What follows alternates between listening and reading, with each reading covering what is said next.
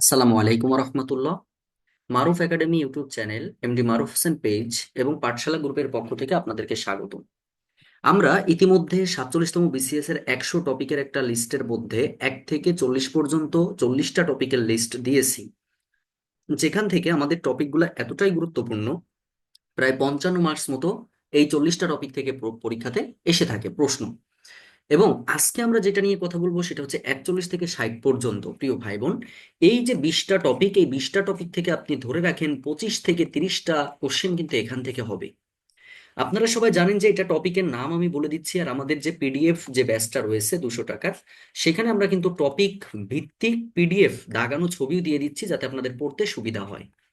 41 নম্বর টপিকের নামটা দেখেন, আমরা 41 নম্বর টপিকের নাম দিব হচ্ছে বিভিন্ন ধরনের অপারেটিং সিস্টেম, কম্পিউটারের একটা টপিক, কিন্তু এখান থেকে প্রশ্ন পরীক্ষাতে আসেই, অপারেটিং সিস্টেম। আচ্ছা, 42 নম্বর যেই টপিকের নামটা আমরা দিব, 42 নম্বর টপিকটা হচ্ছে ধ্বনি ও ধ্বনি পরিবর্তন। ধ্বনি ও ধ্বনি পরিবর্তন থেকে কিন্তু আমাদের পরীক্ষাতে প্রশ্ন এসে থাকে। 43 নম্বরটা হচ্ছে বর্ণ ও নত্য সত্যবিধান। বর্ণ ও নত্য সত্যবিধান একটু এখানে বলি, দেখেন এই দুটো টপিক টপিক থেকে অর্থাৎ ধ্বনি ও বর্ণ থেকে প্রায় 2 থেকে 3 মার্কসের কোশ্চেন কিন্তু পরীক্ষাতে আসে। তিনটা সর্বোচ্চ, দুইটা কিন্তু কম পক্ষে আসে। সুতরাং এটা খুবই গুরুত্বপূর্ণ টপিক। 44 নম্বরে আসেন। 44 হচ্ছে বাংলা বানান। এই বাংলা বানান কিন্তু আমাদের কমপক্ষে দুইটা আসে এবং সর্বোচ্চ কিন্তু 3-4টাও আসতে আমরা দেখেছি, যার ফলে এটাও কিন্তু আমাদের কাছে অনেক গুরুত্বপূর্ণ। 45 নম্বর টপিকের নাম হচ্ছে সামরিক জোট, অর্থাৎ আন্তর্জাতিক যে বিষয় রয়েছে তার মধ্যে সামরিক জোট থেকেও প্রশ্ন এসে থাকে।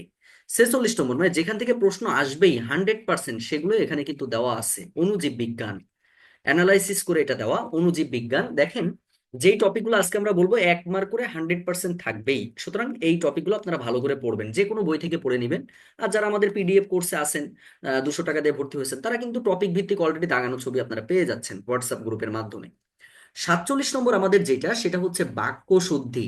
47 নম্বরটা হচ্ছে বাক্য শুদ্ধি, একটা বা দুইটা কোশ্চেন এখান থেকে হয়। 48 নম্বর টপিকের নাম হচ্ছে উইলিয়াম ওয়ার্ডসওয়ার্থ। এটা নিয়ে একটু কথা বলবো, সেটা হলো আমাদের এই যে টোটাল লিটারেচার, ইংলিশ লিটারেচারে আমরা 141 পৃষ্ঠার একটা পিডিএফ দিয়েছি। ওই 41 পৃষ্ঠার মধ্যে কিন্তু উইলিয়াম ওয়ার্ডসওয়ার্থটা আছে, যার ফলে এটা আলাদাভাবে আমরা পিডিএফ দিব না, এটার মধ্যে সম্পূর্ণটাই রয়েছে। আর যারা পিডিএফ কোর্সে নাই, নিজের মতো পড়তেছেন, তারা এই টপিকটা ভালো করে পড়ে ফেলবেন। 49 নম্বর আমাদের টপিকের নাম হলো যে সোশ্যাল নেটওয়ার্কিং, অর্থাৎ সোশ্যাল নেটওয়ার্কিং মানে হচ্ছে যে টুইটার, হ্যাঁ, মেসেঞ্জার, তারপরে আপনার হচ্ছে ফেসবুক, এই বিষয়গুলো সোশ্যাল নেটওয়ার্কিং যেগুলো রয়েছে, এইগুলার বিস্তারিত আপনারা যে কোনো বই থেকে পড়ে ফেলবেন। 50 নম্বর টপিকের নামটা হচ্ছে আন্তর্জাতিক সভ্যতা সমূহ। সভ্যতা বলতে ওই যে মেসোপটেমিয়া সভ্যতা, সিন্ধু সভ্যতা, চৈনিক সভ্যতা, ইনকা সভ্যতা, মায়া সভ্যতা, যেখান থেকে বিসিএস এর প্রশ্ন কিন্তু থাকেই, যার জন্য সভ্যতা সমূহটা ভালো করে পড়ে ফেলবেন। তাহলে 50টা টপিকের নাম অলরেডি আমরা বলেছি। 51 নম্বর টপিকের নামটা হলো, 51 নম্বর হচ্ছে বাংলাদেশের বিভিন্ন অবস্থান। প্রশ্ন হচ্ছে ভাই অবস্থান মানে কি? যেমন দেখেন 46তম বিসিএস একটা প্রশ্ন ছিল, হিলি যে স্থলবন্দর এটা কোথায় অবস্থিত, এরকম অবস্থান বিভিন্ন পাহাড় পর্বত নদী নালা, হাওড় বাওড় বিল, এটা কোন জায়গায় কোথায় অবস্থিত, এইটার কোশ্চেনে এখানে বলেছে।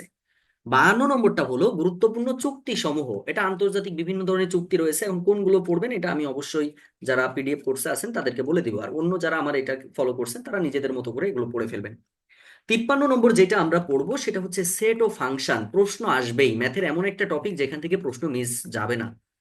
54 নম্বরটা হচ্ছে অসমতা। অসমতা থেকেও আমাদের প্রশ্ন কিন্তু পরীক্ষাতে আসবে।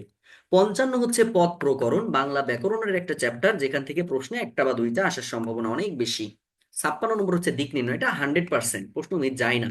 দিক নির্ণয় মানে কোনটা? মানসিক দক্ষতার। অর্থাৎ আমরা জানি যে একজন ব্যক্তি পূর্ব থেকে পশ্চিমে গেল, তারপরে উত্তরে দক্ষিণে গেল, এরকম আর কি। 57 নম্বর টপিকের নাম হচ্ছে সমার্থক শব্দ।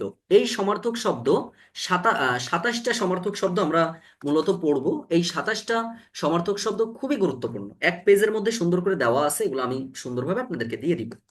58 নম্বর টপিকের নামটা হলো চরিত্র। আচ্ছা, বিভিন্ন চরিত্র সম্পর্কিত বাংলা সাহিত্যের বিষয়। এখন চরিত্র কোনটা কোনটা আসার মতো, আমি তিনটা জিনিস একটু বলছি, এটা প্রশ্ন আসবেই। একটা হচ্ছে রবীন্দ্র, একটা হচ্ছে রবীন্দ্রনাথ ঠাকুর, একটা হচ্ছে নজরুল সাহেব, আরেকটা হচ্ছে শরৎচন্দ্র, আরেকটা হচ্ছে শরৎচন্দ্র। শরৎচন্দ্র প্রশ্ন আসবেই। আরেকটা একটু দিয়ে দিব, সেটা হচ্ছে প্রমথ চৌধুরী। একটা বা দুইটা কোশ্চেন কিন্তু এখান থেকে আসার সম্ভাবনা রয়েছে। এগুলো যদিও আমি আপনাদেরকে যখন পিডিএফ দিব আরো পড়তে সুবিধা হবে। 59 নম্বরে হচ্ছে এক কথায় ধারা সংক্রান্ত মানসিক দক্ষতা। এখান থেকে আমাদের 1 মার্কের কোশ্চেন আসবে, ধারা সংক্রান্ত একটা আসবে। আর লাস্ট যে টপিকটা রয়েছে সেটা হচ্ছে বিভিন্ন প্রোটোকল এবং হচ্ছে কনভেনশন।